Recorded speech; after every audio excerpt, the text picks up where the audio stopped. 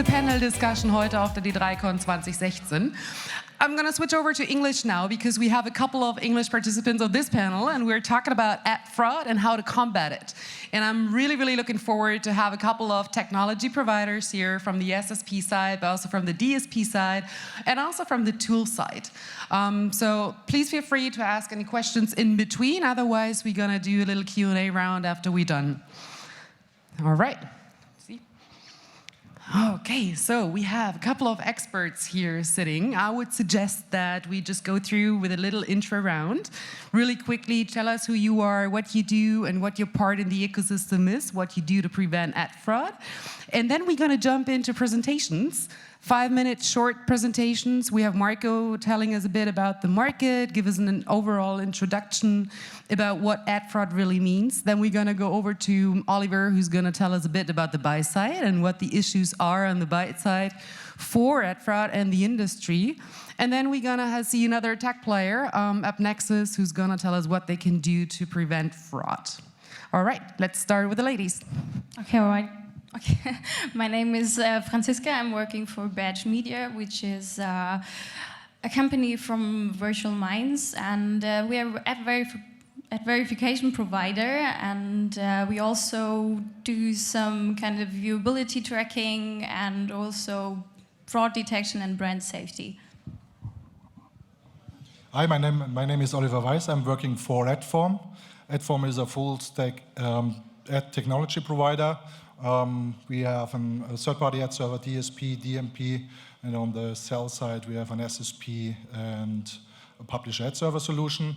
And about that fraud, we have our own algorithms to detect fraud and fight fraud, but also have a very open ecosystem to integrate external fraud detecting providers and try to be there. Hi everyone, my name is Marius Rausch. I'm responsible for product strategy in the EMEA region at AppNexus. We build technology both for media buying and media selling, and we empower marketplaces, in digital advertising around the world. Good afternoon. My name is Marco Kloots. I'm the founder of Platform 161. We're a DSP pure player with a very big focus on ad fraud and focused mainly on the European markets. My name is Matt Probert. I'm from D3 Media, and we combine technology and services together and work with advertisers and agencies in order to help them deliver on custom concepts. One big area that we work on is data onboarding, first-party data onboarding around CRM. But there's a lot of customization things we do, and in the process of running campaigns, we obviously deal with the problem of ad fraud and ad quality and viewability and all these topics on a regular basis. Thanks so much, everyone, for introducing yourselves. In general, ad fraud really has consequences for the supply side and also the demand side in market. For the supply side, if you're a publisher or a sales house, it really means that you want to make sure that the right advertising, the right buyer, the right client is going to show up on your portfolio in order also to ensure brand safety. As a buyer, and we're going to talk about that in a little bit, as a buyer, you also want to make sure that the inventory you're delivering on is actually what you booked for and you're paying the CPMs for. So it really affects both sides of the market, the sell and the buy side in programmatic ecosystems. And there are a couple of tools out there who will identify and prevent ad fraud for all participants in market. Overall, just to give you a couple of numbers, the industry in EMEA itself invests about $170 million just for preventing and identifying fraud. Overall, to give you an idea how huge this problem really is, the National Association of Advertisers just recently gave out a study saying that $7 billion are simply wasted in programmatic advertising because ad fraud is coming up either on the supply side or the buy side. So let's give it a look. I would like to ask Marco to step up on stage and just give us a little overview for 5 minutes of what you think the market goes to and what you can really do to prevent ad fraud. Sure, thank you. Thanks. Okay, so how does this work? It's very simple. Super simple. Next one, previous one. Okay, hang on. So, actually, I'd like to start with the fact that ad fraud, although it's on the panel here and it's sort of a new thing to discuss, It's been in the industry as long as the industry exists. Actually, it's been longer around than the industry. I used to be a simple media planner at Universal Media, and in those days there were only two networks. One was AdLink, I'm from Holland by the way, and the other one was WebAds, and I used to buy CPM campaigns, and every time the campaign was running behind on CPM, I would call WebAds, say, hey guys, you know, the campaign's running behind, and you need to get me more volume because I need to deliver my campaign for my clients. And I was always thinking I was doing a good job. But years later, there's Queen's Day. It's one day in Holland where everybody gets drunk and goes crazy.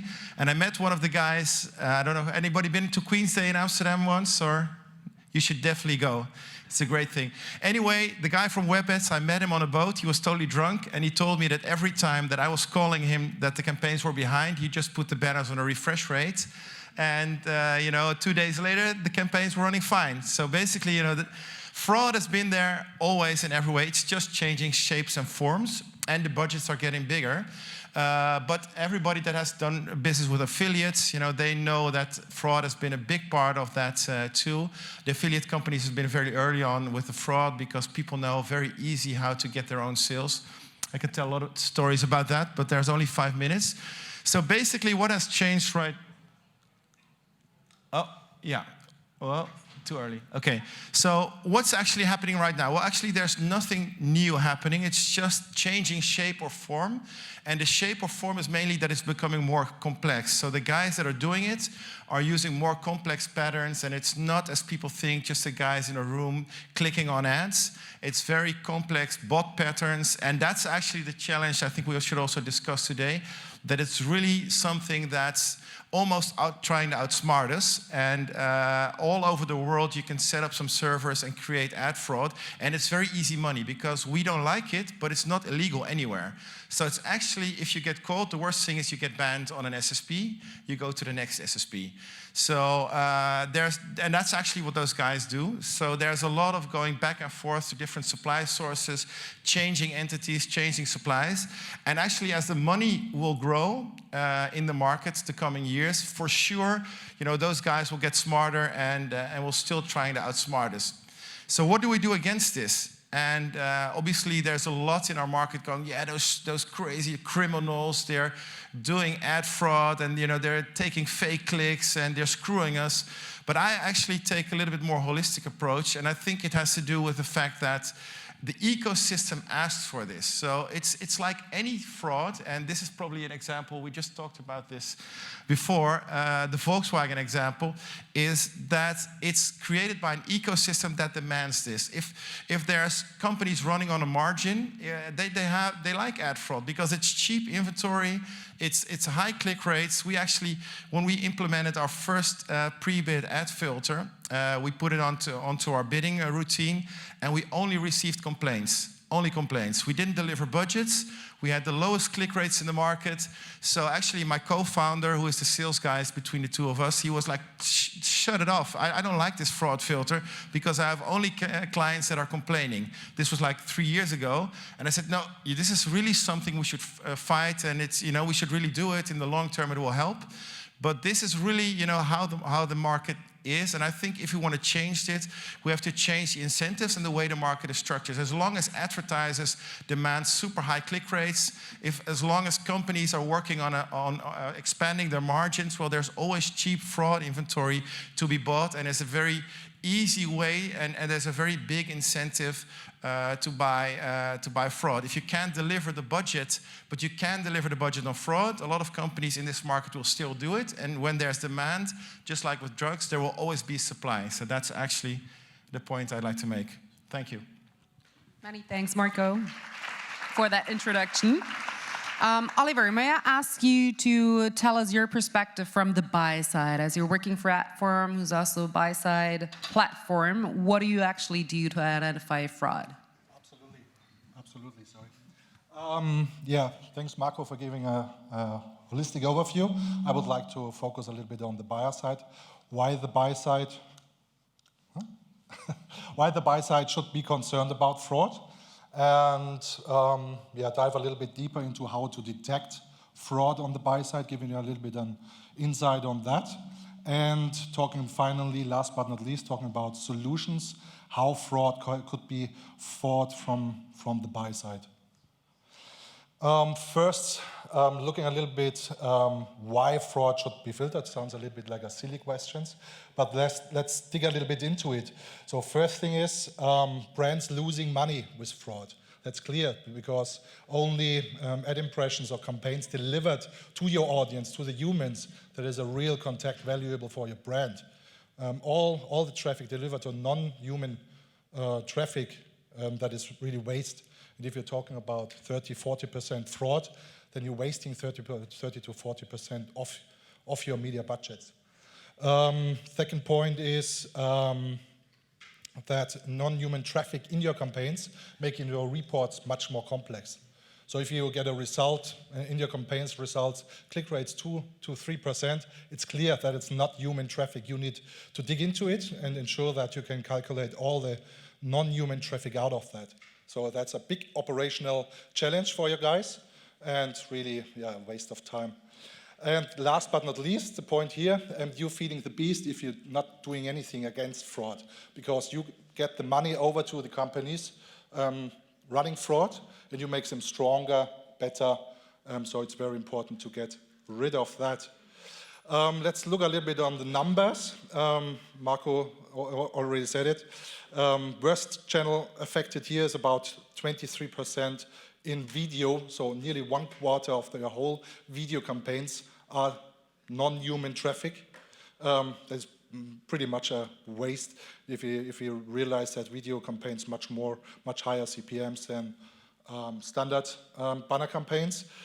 Click rate is really important here. 36% of the clicks are non-human traffic, not generated by humans. We all know our history of clicks. It's shady sometimes in the past already. And ComScore here, really massive number, 54% is of the campaigns not delivered to humans. We need to be careful here because ComScore also counting in non-visible impressions, so below the folds and stuff. So summing up to a really impressive number of 54%, which yeah is quite a number. Let's have a little view on how to detect fraud, and it's a pretty complex thing. I just put in that slide. I put the top 10 of the fraudulent traffic types. And you see by this collection of 10 different sources for fraud, for each of these 10 different sources, you need to develop a tactic against it to detect it. That's a big challenge. How can this be done? The major tool for detecting fraud is finding patterns. So digging into the data, and trying to find some kind of patterns to being able to differentiate between human traffic and non-human traffic.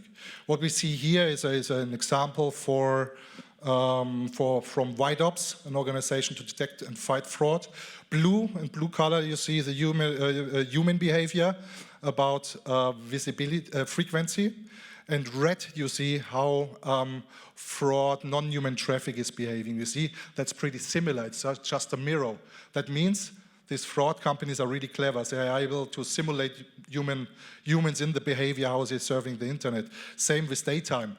You see, it took fraud a little bit to swing in, but then they're running pretty simultaneous to how humans behaving. Another idea or an entry point is having a closer look on the impressions. But you see here also a big similarity. 64% of the users, of the humans, are counted visible impressions, and 56 non-human. So that's really narrow. Same with exposure time. Mouse over also pretty close. So that's not really sources to detect fraud. Let's dig a little bit deeper, and now it gets interesting. It seems that we're seeing some differences here. It's about comparing user behavior. Session time is the first pattern we're looking at. Session time is the time between one impression to another. And we see here for a human user 1 second, and for a non-human 0.65 seconds. And that funny thing, we see a difference here, but the funny thing is also to realize that non-human traffic bots are able to produce more impressions on your inventory or on your campaigns than humans do. So they really optimized their approach. With cookies, you see, usual IP have 10 cookies per IP, where fraud initiatives have up to 300, a big difference. And same with domains visited, a huge difference. So that's a pattern here which is really could be used for detecting fraud on your platforms. That's one level happening on platforms, or you can do on platforms. But then to increase the success probability, it's important to get third-party providers involved. So it's important that on the buy side you work on your data, but also getting third-party specialists involved in that concepts. For example, forensic, integral ad science, Comscore, fraud logics that are providers we're using for increasing our fraud detection rate. And for this test here, we just analyzed global advertiser and saw that in US and UK you have fraud about 12%, where in Spain and Brazil you have much lower, below 5%. Another idea here was what we did a test was checking the top 40 domains of an advertiser, and saw that all the domains had fraud, but the top 15 had fraud about 10%. So that's cool identifiers, and it's really important to get the third parties involved. Leading us to the final solutions, complex topic, and the solution isn't easy, it's a complex action plan. So first, monitoring all your campaigns, that's very important. All campaigns, cross channels, all devices, and then scan all your ads for injection, check whether the ads are infected. That's very, very important to have these processes on your platforms. And then third point is really one thing that we need to step together. It's important, buy side, sell side. It's important to stick our heads together, to go hand in hand against fraud. So building allies. Then keeping the emotions out, and then try to keep the allies in a really valuable way, and integrate third-party specialists on that. And most important point, that's my final word, is to support the trustworthy accountability group. That's a new group built in US, and members of that is IAB, 4As, and other organizations. So it's important, that's really important, that we're finding a central approach to that, because it makes no sense that every tech provider starting up building his own rules, his own thresholds for identifying and detecting fraud, because that will end up in massive counting discrepancies. So it's important that a central entity is managing that, BVDV, IAB, or any other central organization. Thank you. Many thanks, Oliver. So obviously the buy side has a lot to do in identifying fraudulent traffic. The question really is, why is there so much fraudulent traffic out there? And what can SSP providers specifically do to do something against it? Marius, talking from an AppNexus perspective, the SSP perspective, there was some press coverage last year, Q4 2015, that AppNexus eliminated about 60% fraudulent impressions from that platform. Could you explain to us why you did that, how you did that, and what are you going to do in the future to prevent that there are fraudulent impressions? I'd love to explain that in a little more detail in a second. I want to go through my slides real quickly first, and I'm trying to stick to the 5 minutes here. So I'm going to take the marketplace view on this. And, you know, first of all, I think I'm not a big fan of the term fraud in general, because a lot of nuances to this. We subsumize a lot of things under the term fraud. There's invalid inventory, there's non-human inventory, there's malware, there's a lot of things. So we actually refer to this as more broadly as inventory quality. And we consider ourselves to be a marketplace and to empower marketplaces, and ensuring inventory quality and enabling mitigation of risks for our buyers is actually something that, you know, we consider to be a core foundation of any marketplace out there, whether that's a digital advertising marketplace, or if you look at other marketplaces such as eBay, for instance. So, you know, what can we as a marketplace do?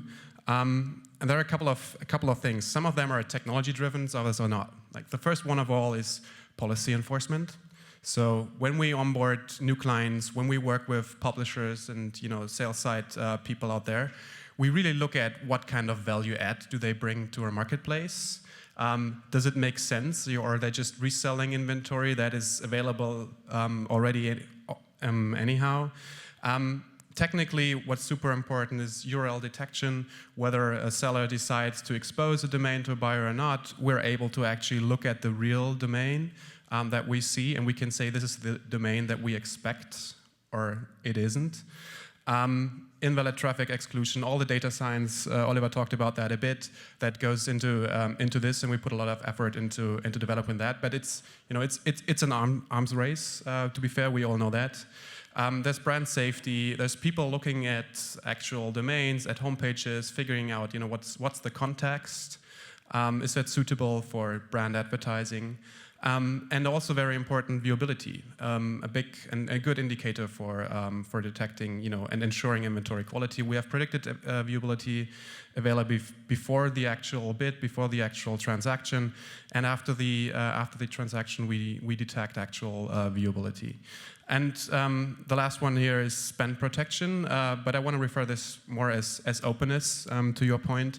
So this is about enabling buyers to bring on any kind of vendor or partner they choose to work with, to deliver ad verification, to ensure inventory quality, and to enable them to only pay for transactions that these vendors are actually approving and say it's valid.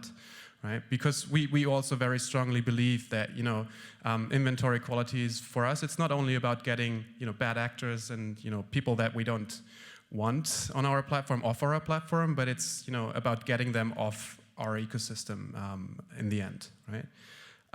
So that's from the presentation side. I want to refer to what you just said specifically. So I said we put a lot of effort into what we call inventory quality lately. And we also shared some numbers that you're referring to. But it's important to understand what's actually happening in a marketplace when you say numbers like 60% of inventory that we got off our platform. A lot of inventory that we chose to rather not want to have on our platform was actually not, that was not real transactions.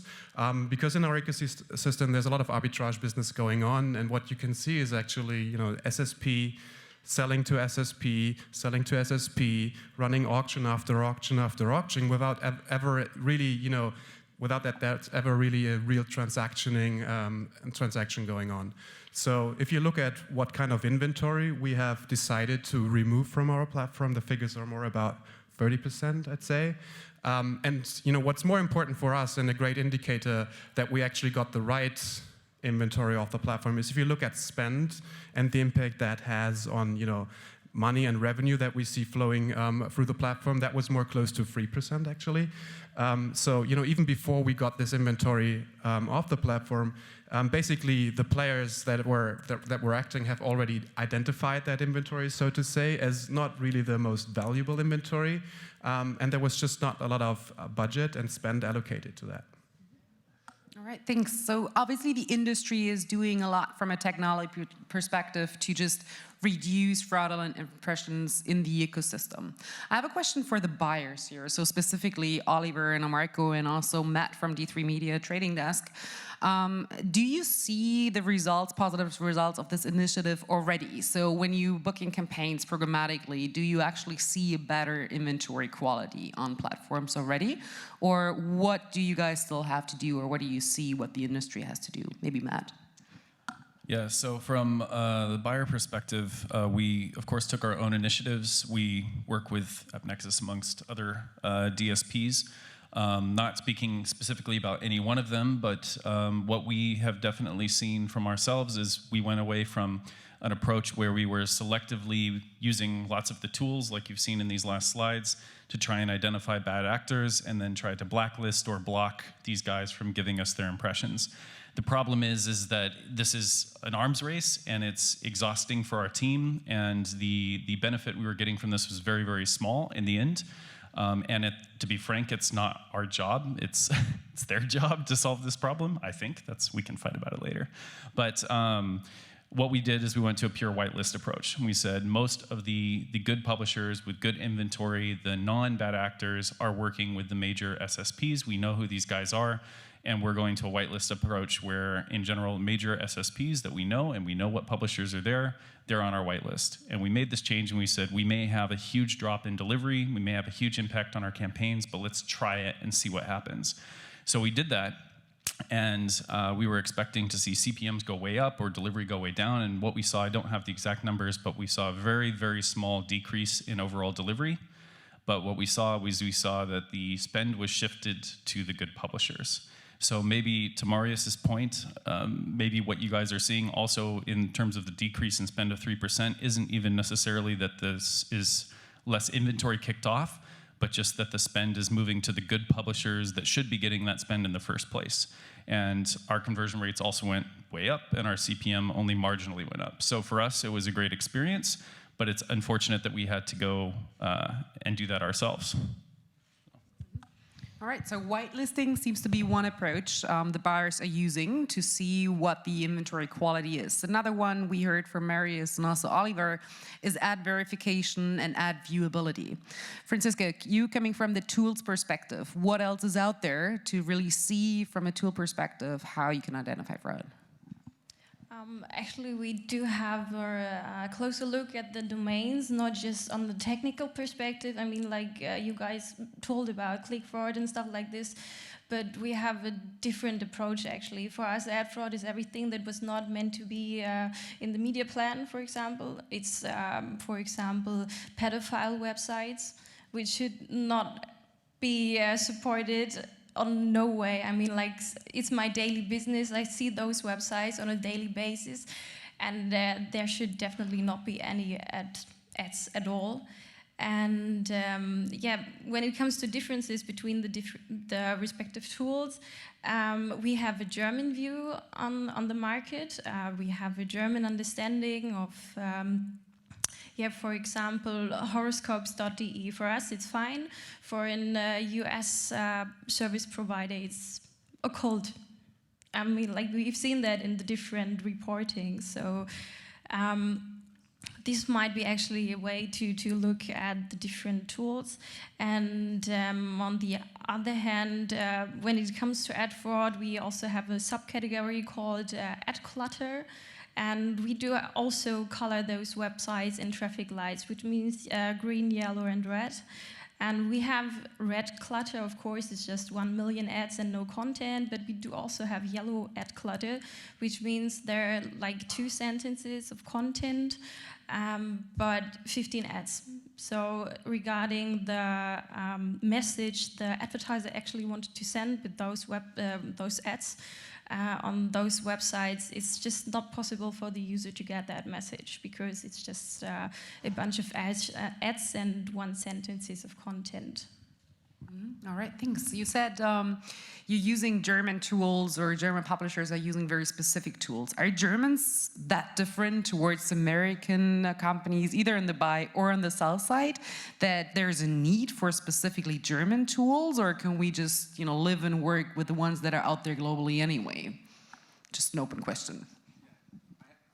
I actually have something to say on the regional aspects of this. I mean, the German market, we all know that is very much relationship driven. So you would probably expect, inventory quality to be less of a concern because people like to trade with the, buyers like to trade with the sellers that they know, that they have relationship for years. And that's actually what we can say, what we see from our, in our platform. So like, inventory quality has always been very much less of a concern in markets like Germany that are very much relationship driven than in others. On the other hand, we all know that, and I have a history as a publisher myself. We know that buyers always like to get access to the quality inventory cheaper, and sometimes it's a question also about common sense. So if I get a Spiegel DE domain and I can buy it for 30 cents, 20 cents, maybe I should become suspicious and think twice on whether that might be valid traffic or not. But that gets back to your point. That's kind of like homemade from the ecosystem because buyers do actually they tend to go after that inventory still without by common sense you should figure out that might not be the best approach. Yeah, I think it's also a difference in what type of buyers. So the Dutch market is very focused on open RTB, but for example, also performance advertisers tend to buy a lot of open RTB. So they get hit with a lot more fraud than when you do PMPs. When you don't know where you're running, it's a big opportunity to, to hit fraud inventory. And you're looking at very single-minded KPIs, and those guys know what KPIs you're after. So a lot of advertisers work with Google bounce rates, in Google Analytics. Well, it's very easy to bust that with fraud. You make sure that you visit some pages on the advertiser site and in the same session, and the buyers think, hey, that's a low bounce rate. Let's buy more there. And actually, you're being tricked very easily. So, especially on the performance and open market side, I think the risk is the biggest. Yeah, that's also what I heard in the industry. We're, as Germany or DACH, we're not really a specific market or region for being open marketplace oriented. So 70 to 80% in this market are really PMP driven. And as you said, buyers want to know exactly where they're going to make the deal with and where they're going to deliver on. So it might really be also, if you guys agree, feel free to step in if you don't, a German phenomenon that it is even more critical here than in other countries all over the world, I would say. I agree.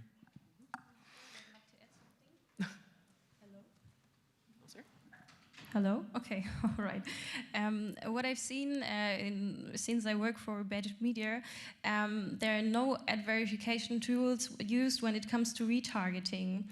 And okay, I mean, like, you want to target the user you already have approached to see, but if you follow the path, it might be that there is some kind of racial or extreme political website in between. So you support those websites, and this is why I think ad verification, and of course the German ad verification tool, is very important to be in the market as well, because we are able to detect those racial websites. And for a US service provider, for example, it's hard to detect, because if you really want to be a racial politician and want to approach those users in a kind of nice ways and saying like, hey, we built some kind of Autobahn, sorry, the German word, well, sorry? Autobahn. Okay, all right. Yeah, we built some kind of Autobahn back in the past and so on. This is why everybody was saying like Hitler was not that bad.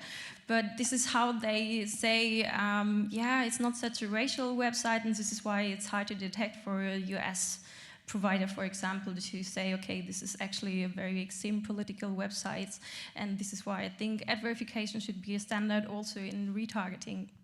Mm-hmm. One thing to add, I think the Germans have a certain track record in looking very detailed into the results. Yes? I worked for agencies for 5 years, and we did so much deep diving on that, and that's usually US companies, I think, working in online tech, working on fraud detection. They're not used to go so much into detail, being able to provide so detailed reports.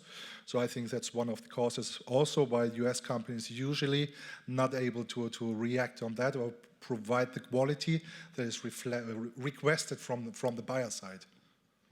Let's ask an American, Matt, maybe. I mean, are Germans too cool or too serious, or? Well, I think being detail-oriented is great. Just to be clear, I actually work for a German company. The Germans over here are the ones that work for the American companies, so just to be clear.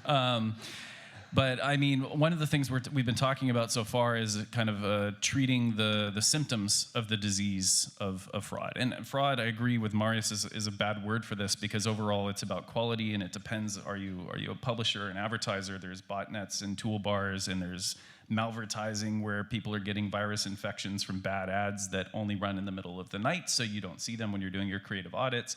There's a whole bunch of different things there, and everybody has a different definition of what's good or what's bad, but in the end, it's about quality. Quality for the publishers, having a good experience for the users, and qualities for the advertisers. You want to buy impressions that you know are seen. This is where people talk about viewable CPM. But back to the point about treating the symptoms versus addressing what's the root cause of this. And from my perspective, RTB has come out of the exchange world, it's come out of trading remnant inventory, and we're trying to shake that image now because there is a huge amount of benefit and process efficiency in doing programmatic advertising for everybody, everywhere from premium media planning for brand advertisers all the way down to performance advertisers that for some reason still care about clicks.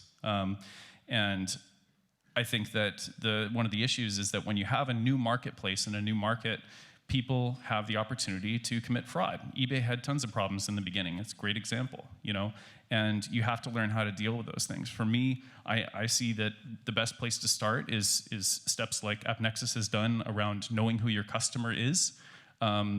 If you're running an SSP and you're desperate to get started, and by the way, most of these guys work on a revenue share model, so they're making money on the fraud. Now, if you complain, okay, you know, they will give your money back, but if you don't complain, they're making money on the fraud. But everybody has this problem in the industry. At the end, I think it's really about knowing who your customers are and taking responsibility and making the steps forward to provide better quality. Because if I have to spend a whole bunch of time not working for my customers, but just trying to fight the fact that I'm working in a crazy marketplace where I can't trust anything, then that's going to be a problem for the premium brands and premium publishers to adopt this technology. Mm-hmm. To say just one quick little sentence on bashing the American companies for, you know, ad verification and quality here, because, you know, our answer to that is pretty easy in the end, right? We're a technology company. We build a platform that is open for people to plug in, and, you know, despite that we invest a lot into data science, identifying things ourselves, we welcome everybody to work with anybody, really. You know, whether that's Batch Media, whether that's another vendor, whether that's somebody who's specialized in you know, German websites and context, or South African, to plug that into our platform and to use it, right? That's pretty simple, and that's our answer to that. All right, thanks. Sitting right in the middle here, it looks a bit from that conversation and the discussion we had that one side is a bit blaming the other one. So, you know, SSPs are saying, buyers, we got to get the tools in place and the algorithms and the specifications to really identify fraud. And the buyers clearly say, hey, SSP, it's totally your job, as Matt said, to, you know, clear that up.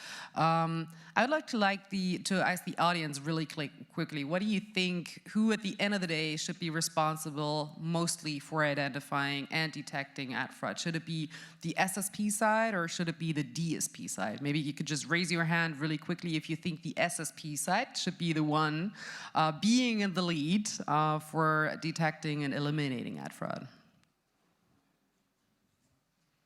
And who thinks the buyers, the DSPs, should get more tools in place? Yeah, that's a pretty clear picture. So I would say from the audience we have here right now, it's the SSPs that looks like right for now that, you know, should get the tools in place. Well, to be fair though, I was talking from the buyer's perspective, and at the same time, the buyers also have a responsibility, because if you're a premium publisher, you probably also experienced, gee, middle of the night, I happen to get on my computer and I see porn ads on my website. What the hell is going on, right? And I know this happens. I hear anecdotes all the time about this happening to people because they get new third-party ad server tags and they run them. So just to be clear, this whole fraud, bad word for it, but this quality topic isn't just on that side. We've been talking mostly about botnets and bad impressions, but there's also bad ads that are out there. And it isn't going to be just flicking a switch. It's not like the guys at AppNexus are lazy. I know a lot of the guys there, and they're very smart, hardworking people. They're not doing this on purpose. So it's a hard problem to solve, but I think that while it's great for all the tool vendors right now, and no offense to Batch Media, because I think brand safety is a whole other issue, which is incredibly important, but I think that it's going to be slow progress, and both sides do have a part to play in that. There is one technical difference. I mean, I think the responsibility is on both sides, but technically the SSP sits closer to the source, and a lot of this stuff is hiding behind iframes and nested iframe stuff. So the ISP technically has more ability to detect fraud because, you know, they're placing their tags on the side of the publisher, and we encounter a lot of stuff that's hiding behind iframes. We can't see the detected domain. So technically there is a difference, but I think both sides should work on it to prevent it. All right. Thank you. Sorry, we're running out of time.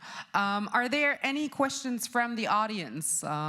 Anything that wasn't clear? Anything you want to comment on? If we have all the technology providers around here. No questions at all? All right. Thank you so much then, everyone, for your participations. Thank you so much for a great D3con. I see you guys later at the party, which starts at 8.